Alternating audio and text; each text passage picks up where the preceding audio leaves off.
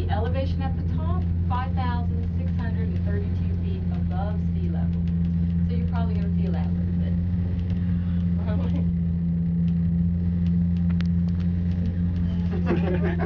I gotta prove I was here. Yeah.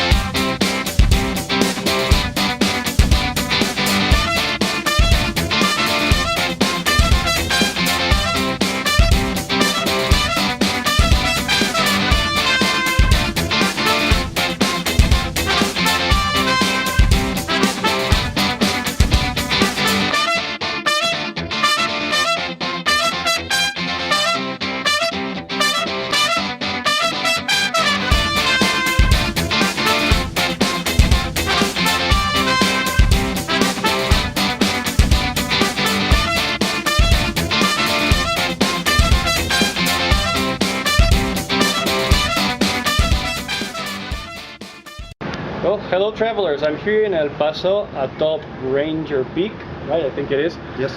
I'm with Bernie, he's a historian who knows everything there is to know about El Paso pretty much. And he's going to be explaining us about things that we can actually see from here. So Bernie, it's all yours. It's all mine. Now, what I can't explain, I can make up because my initials are BS for those of you that understand that term. Pretty close to the end of the Franklin Mountains, which are the beginning of the Rocky Mountain Range. And what we can see from Ranger Peak here is 3 states, 2 countries. We can see the state of Chihuahua in Mexico, we can see the state of New Mexico, and we can also see the state of Texas. And this particular vantage point, we can also see Cristo Rey, which is a statue that was erected in the 1930s by a very well-known sculptor. And initially, to build that, the women used to carry the cement on their backs up the mountain until they built a trail, and they started using donkeys and other things to take the limestone and the cement up there to build the 29-foot statue of Jesus on the cross. Okay. It's a very spectacular statue with a great view. We also have, if you look out into the range, you can see the border of Mexico and the United States, and how close we are and how close together 2 countries cohabit this part of the world. It's a wonderful vantage point where you can also see the remnants of the Butterfield Trail, which came through here 1858 to 1861, and you can see where the various different highways that came through this part of the country came through. The old Spanish Trail, the Bankhead Highway, are 2 of the major highways from the east coast to the west coast of the United States. Also, the second transcontinental railroad came through here in 1881. And the reason why it didn't come here sooner is just prior to the Civil War, President Lincoln said, we need to have that railroad away from the border, away from the southern states in case they decide they want to secede. So they built it up in Utah in that area. Okay. So we had our railroad in 1881, which created a whole lot of growth for El Paso and then ultimately Juarez, Mexico. Phenomenal history, great stories about cowboys, great stories about the cavalry, the Buffalo Soldiers, the Chinese immigration, the immigration that we're going through right now. Just a lot of history and a lot of fun facts with old El Paso. Thank you very much. So, as we were saying, I think that, where is it? That's Rio Grande right there? Yes, right? Rio Grande snakes through the valley here. That's right there. And it starts in Colorado, and it snakes through El Paso, works its way along the border with Mexico to the Gulf of Mexico. Mexico, and let's see. From this vantage point, we perhaps can see it better, or you guys can see it better. There it is. Let's zoom in a little bit. It looks more like a path than it does a trail this time of year because of the water conditions in the southwest. Yeah, so that's the border right there. My finger is pointing at it. So we got El Paso on this side, and over there, that's Ciudad Juarez. Okay, excellent. And now we're at the top of Ranger Peak. Great. Franklin Mountain is the very beginning of the Rocky Mountain Range. And this is the Weiler tram. It's the only public tram in Texas. And there's only 2 trams in Texas. The only other tram is the one that services the television station. So we have the 2 only trams in the state of Texas, right here in El Paso, Texas. It's kind of a not too well known secret anymore, but it's a fun place to come, and if you visit El Paso, you got to come to the top of Ranger Peak. And that's a must. I mean, I can really see that because I'm up here. Very interesting. Okay, thanks, Bernie. You're welcome. And thank you.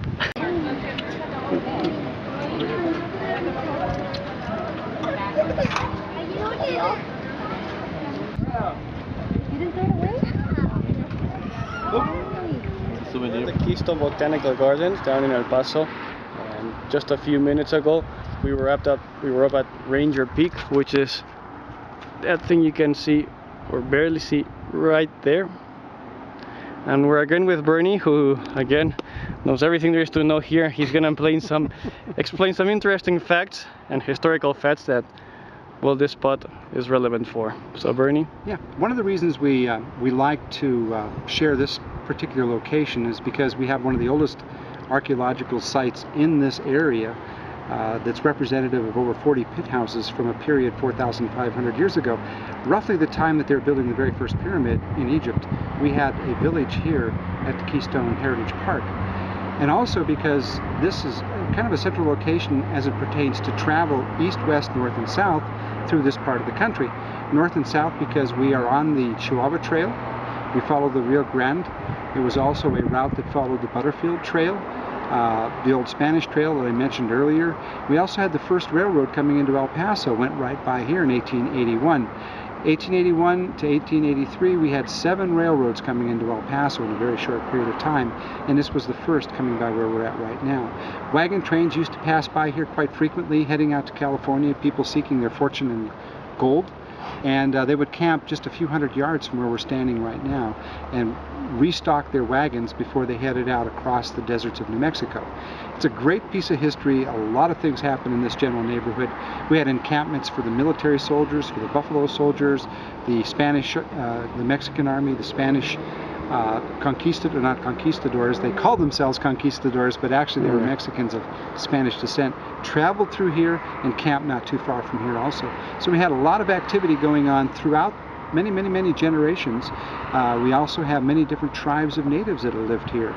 The story goes that there's a particular shaman who lived here hundreds of years ago who follows me every time I come to the park.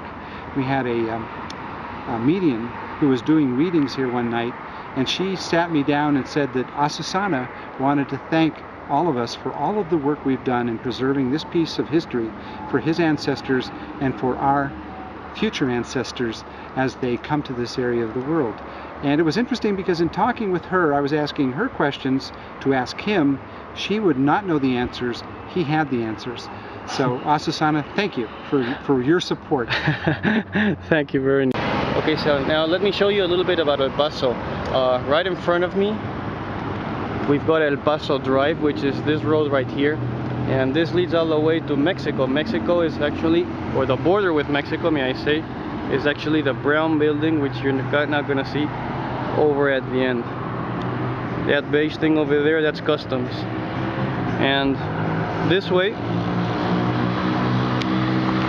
we've got the main road that leads to downtown El Paso.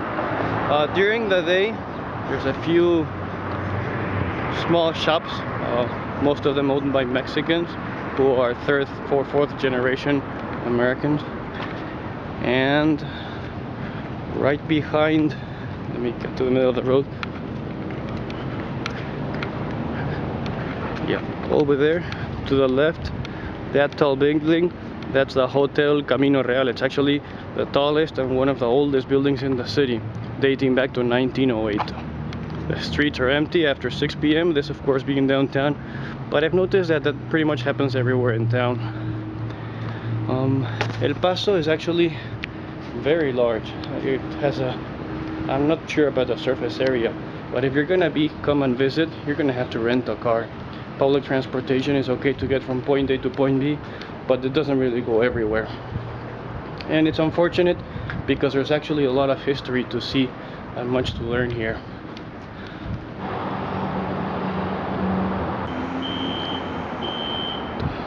A few quick facts. Now, this building right here on my left, that's the El Paso Art Center or Art Museum.